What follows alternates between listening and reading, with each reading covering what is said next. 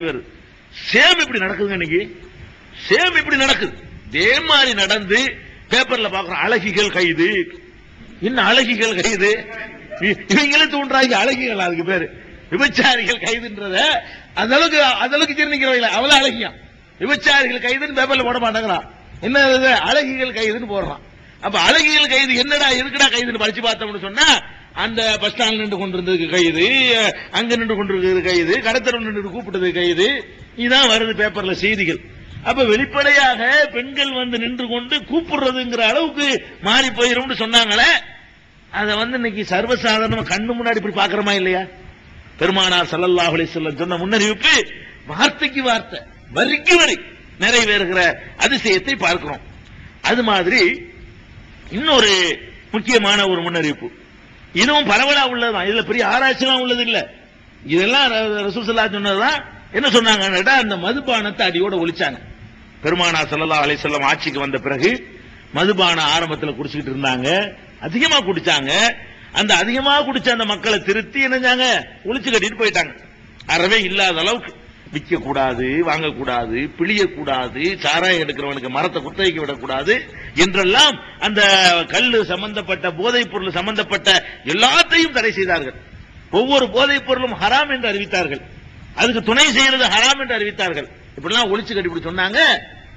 எதிர்காலத்தில் போதைப் பொருள்கள் அதிகமாகும், அதை அருந்துவது அதிகமாகும், ரொம்ப ஜாஸ்தியா போயிரும் சொன்னாங்க. நீங்க அப்படி பாக்குறோம், அது இல்லாம வாழ்க்கை இல்லைங்க. மேலை நாடுகள்ல எல்லாம், மேலை நாடுகள்ல அது இல்லாம யாரெல்லாம் எப்படி அதிகமா இருக்குன்னு கேட்டா, ஒரு 2 நாட்டு பிரதமர் சந்திச்சுக்கிட்டா கூட அவன் அதை எடுத்து முட்டிக்கிட்டு அடிச்சுட்டு தான் குடிக்கிறான். 2 பிரதமர், நாட்டை ஆளக்கூடியவன் 2 நாட்டினுடைய பிரதமர்கள் சந்திக்கிறானோ, எப்படி சந்திக்கிறான்? அதை குடிச்சா தான் அவளுக்கு அது அவ்வளவு முக்கியமான கௌரவமா போச்சு. பெரிய பெரிய ஆபீசர் அதிகாரிகள் குடிக்கிறான், பெரிய பெரிய மந்திரிகள் குடிக்கிறான், நீதிபதிகள். மேலை நாடுகள் எப்படி ஆச்சுன்னு சொன்னா, எல்லாம் ஒரு வீடு பாக்கி இல்லாம வெவ்வேறு பேர்கள்ல எத்தனை வெரைட்டின்னு பாருங்களேன். வெறும் கல்லு சாராயம் 2 மட்டும் இந்த உலகத்துல வந்துகிட்டு என்னென்னமோங்கிறான், ஜின்னுங்கிறான், ஒயினுங்கிறான், விஸ்கிங்கிறான், ரம்முங்கிறான், பீருங்கிறான், பிராந்திங்கிறான், என்னென்னமோ பேர்ல எத்தனை பேர்கள்லாம் போட்டுக்கிட்டு இருக்கான். அப்ப இவ்வளவையும் மனிதன் என்ன செய்யறான், அதிகமா குடிக்க ஆரம்பிச்சிடறான். இதை சொல்றாங்க. அப்படி பெருமானார் ஸல்லல்லாஹு அலைஹி சொல்றாங்க, வயக்ஸுர ஷுர்புல் ஹம்ர், போதைப் பொருள்களை அருந்துவது அதிகமாகும். அதிகமாகும் சொன்னாங்கன்னா, இதுவரைக்கும் இல்லாத அளவுக்கு தாறுமாற அதிகமாகணும். தாறுமாற அதிகமாச்சு. எந்த அளவுக்கு ஆயிடுச்சு, அது அதுக்கு போதைக்கு ஆட்பட்டு சாவறான். அது கிடைக்கல என்ற உடனே என்னத்தையே விஷப்பொருளை கலந்து காய்ச்சி குடிச்சாலும் போதை வந்தா சரின்னு வாரத்துக்கு 4 நடக்குது, குடிச்சிட்டு சாவுறது. சித்த பள்ளிகள் எல்லாம் போட்டு விட்டுருவாங்க, நல்ல போதை ஏறும்பல இருக்கு.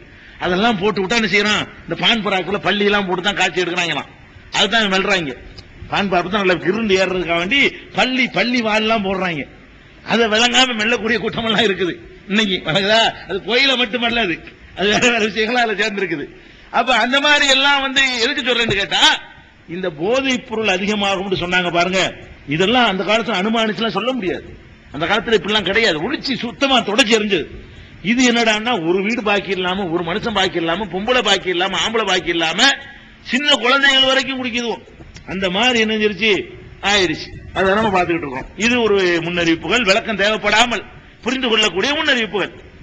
அது மாதிரி சிலது வேணும்ல, விளக்கம் தேவையில்லாமல் சொன்னவனே புரிந்து கொள்ளக்கூடிய முன்னறிவிப்புகள். இன்னொன்னு தெரியுமா, நபிகள் நாயகம் ஸல்லல்லாஹு அலைஹி வஸல்லம் காலத்துல இந்த மாதிரி இப்ப உள்ள நவீன நெசவுகளோ, நவீன நூல் வகைகளோ, நவீனமான துணிகளோ அந்த காலத்துல கிடையாது. உங்களுக்கு தெரியும். என்ன மிஞ்சி போனா கைத்தறி, கைனால நூல் நுறுப்பாங்க. அந்த நூலை வச்சுக்கிட்டு கஷ்டப்பட்டுக்கிட்டு அவங்களா என்ன செய்வாங்க, ஒரு துணியாக செய்வாங்க. அதை அப்படி போத்திக்கிடுவாங்க. அதான் அவங்களுக்கு உரிய ஒரு ஆடை. அதுக்கு மேல ஒரு ஆடை கிடையாது. அதான் உயர்ந்த ஆடை. இப்போ நம்ம எந்த அளவுக்கு முன்னேறிக்கிறோம்னா, நீங்க அந்த மைசூர் மகாராஜா அரண்மனை இருக்குல்ல, அங்க போய் அன்னைக்கு நாங்க பார்க்க போயிருந்தோம். அரண்மனை ராஜா போட்டது, அது நாய் கூட போடாது. அந்த காலத்துல நல்லது. அந்த காலத்துல உயர்ந்த ட்ரெஸ்ஸா இருந்திருக்குது. மைசூர் மகாராஜா அந்த அரண்மனையை பார்த்தா இன்னைக்கு எவனால அந்த மாதிரி வாங்கவும் முடியாது. அவ்வளவு பிரம்மாண்டம், அவ்வளவு பெரிய பிரம்மாண்டமான அரண்மனையில அவர் போட்ட சட்டைன்னு சொல்லி எல்லாம் தொங்க விட்டுருக்காங்க. அந்த துணியுடைய குவாலிட்டியும் தரத்தையும் பார்த்தோம்னா இதையே அணிஞ்சிருக்காங்கன்னு நினைக்கிற அளவுக்கு இருந்துச்சு. இப்பவே 100 வருஷம் 200 வருஷம் இப்படின்னு சொன்னா 1000 வருஷத்துக்கு எதை போட்டுப்பான், சாக்கத்தான் போத்திட்டு இருப்பான். சாக்கு தான் அவன்கிட்ட உள்ள நல்ல ஆடை வழங்குதா, அந்த மாதிரி தான் ஆடைகள் செய்ய முடியும். அந்த அந்த அன்னைக்கு உள்ள மெட்டீரியலை வச்சுக்கொண்டு அப்படிதான் செய்ய முடியும். இப்ப என்ன நிலைமை, ஆடைன்னு நெய்யறான், அது கண்ணாடியில செஞ்ச அளவுக்கு மென்மையாக்கிறான்ல. ஆடை துணி நூலு தான், அது ஒண்ணு கண்ணாடி கிடையாது, நூலு தான். ஆனால் எப்படிப்பட்ட நூல்னு கேட்டா, இப்படி போட்டா உள்ள தெரியும். அது அணிந்து கொண்டீர்களே, ஆனால் அது அணிந்தும் அணியாத மாதிரி என்ன செய்யும், உள்ளதை அப்படியே எடுத்து காட்டும். அப்படி கண்டுபிடிச்சானா இல்லையா, அப்படி விக்கிறா இல்லையா, அதை வாங்கி அணிகிறாங்களா இல்லையா? இத 1400 வருஷம் சொல்ல முடியுமா? இது அப்படியே சொல்றாங்க. சுப்ஹானல்லாஹ் சொல்றாங்க. பெருமானார் ஸல்லல்லாஹு அலைஹி வஸல்லம் முஸ்லிம்ல 3971 ஹதீஸ் என்ன சொல்றாங்கன்னு கேட்டா, அதாவது உலகம் அழிகிறதுக்கு முன்னாடி நிசாவுன் காசியாத்துன் ஆரியாத்துன், பெண்கள் ஆடை அணிந்திருப்பார்கள், நிர்வாணமாக இருப்பார்கள். ஆடை அணிந்து நிர்வாணமாக இருப்பார். ஆடை அணிஞ்சு எப்படி நிர்வாணமா இருக்க முடியும்? அதாவது ஆடை அணிஞ்சு நிர்வாணங்கிறது இதாங்க. ஆடை அணியாட்டி தானே நிர்வாணம். ரசூல் ஸல்லல்லாஹு அலைஹி சொல்றாங்க, எந்த அளவுக்கு நீங்க டெவலப் ஆவீங்கன்னு கேட்டா, அப்படி ஒரு கண்ணாடி இலை மாதிரி தயாரிப்பீங்க. அது ஆம்பளை கூட அணியும். நீங்க ஆம்பளை அணியலையே, யாருக்காச்சும் பனியன் தெரியுதா? நீங்க போட்டுக்கிற சட்டைக்கு தாண்டி ஆம்பளைக்கு பனியன் தெரியுதா? இது பொம்பளை தான் அணிவான்னு சொல்றாங்களே, சுப்ஹானல்லாஹ். அது ஆம்பளை அணிவான்னு சொல்ல காணா, ஆம்பளை அணிந்து நிர்வாணமா இருப்பான்னு சொல்ல காணா. அத 2 மெசேஜ் கொடுக்குறாங்க ரசூல் ஸல்லல்லாஹு அலைஹி வஸல்லம். முன்னறிவிப்பு அதான், முன்னறிவிப்புன்னா அப்படி நிறைவேறணும், 100% நிறைவேறணும். அப்ப அந்த துணி இன்னைக்கு இருக்கத்தான் செய்யுது. ஆம்பளைக்கு அதுல சட்டையே கிடையாது. அந்த கண்ணாடியில போட்டா ஒரு ஆம்பளை போட மாட்டான். ஆம்பளைக்கு அந்த மாதிரி துணியில சட்டை கிடையாதுங்க, அந்த மாதிரி துணியில வேட்டி கிடையாது. அந்த மாதிரி துணியில வேட்டி தான் உடுத்திட்டு போவீங்களா நீங்க? பொம்பளை உடுத்துறாள யாருக்கு அதிக வெக்கம் இருக்கணுமோ அவன் நீங்க உடுத்துறா. இது ஒரு பெரிய ஆச்சரியமானது. அப்ப நபி ஸல்லல்லாஹு அலைஹி வஸல்லம் எதை பாக்குறாங்கன்னு கேட்டா, அவங்க காலத்துல பெண்களுக்கு வெக்க உணர்வு கூட ஆண்களை விட. அவங்க காலத்துல, நம்ம தாத்தா பாட்டி காலத்துல இருந்துச்சுலங்க, நம்ம தாத்தா பாட்டி காலத்துல ஆம்பளை விட பொம்பளைக்கு வெக்க உணர்வு கூட இல்லையா? இப்ப குறைஞ்சு போச்சுல. அவ வெக்க உணர்வு ஜாஸ்தியா இருக்கிற காட்சியை பாக்குறாங்க. அப்ப இந்த கண்ணாடி மாதிரி ஒரு Dress வந்தா கூட ஆம்பளை உடுத்தினாலும் உடுத்துவானே தவிர பொம்பளை உடுத்த மாட்டான்னு அன்னைக்கு சொல்லியிருக்க முடியும். அன்றைக்கு இருந்த நிலையில இருந்து பேசுவதாயிருந்தால், எப்படி பொம்பளை எப்படி இதை உடுத்துவா, முழுசா மறைச்சிட்டு இருக்குன்னு நினைக்கிற அளவுக்கு வைக்கப்படக்கூடிய பொம்பளைக்கு இதை உடுத்துவாங்களா?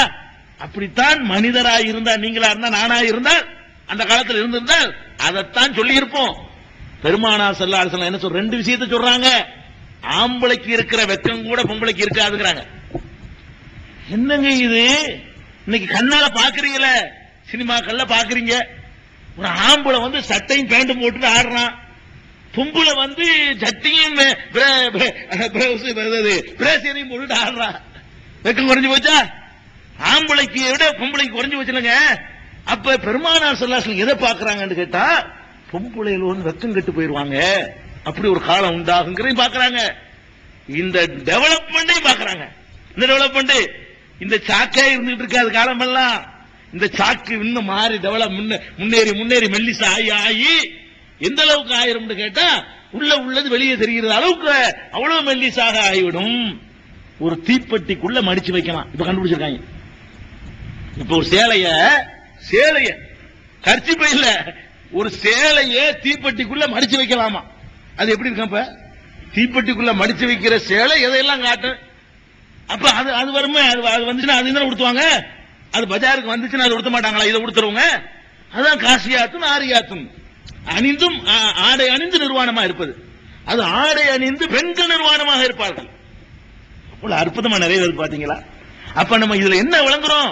இதெல்லாம் யுக முடிவு நாள் அடையாளம் மட்டும் விளங்கக்கூடாது, நம்பிக்கை அதிகமாக்கணும். நபி ஸல்லல்லாஹு நிச்சயமா அந்த மார்க்கம் இருக்குது, அல்லாஹ் இருக்கிறான், அல்லாஹ்வுடைய ரசூல் தாவுங்க, இது உண்மையான மார்க்கம் தான், அந்த அல்லாஹ் திரும்ப எழுப்புவான், மர்ம எல்லாம் உண்மை. இது உண்மை என்று சொன்னா 14 நூற்றாண்டுக்கு பிந்தி உள்ள செய்தி அன்னைக்கு சொல்ல முடியுதுன்னு சொன்னா அது உண்மைன்னா, நிச்சயமாக ஆகிரத்திற்கு மர்மை இருக்கு, சொர்க்கம் இருக்கு, நரகம் இருக்கு, விசாரணை இருக்குது. அதுக்கு பயந்து நம்ம வாழ்க்கையை சீராக்கிக்கணும், அதுக்கு பயந்து நம்ம வாழ்க்கையை செப்பனிட்டு இருக்கணும் என்பதற்காக அது அதிகமாக்கணும். இந்த முன்னெடுப்பில் கதை கேட்கறதுக்கு அல்ல இது. இந்த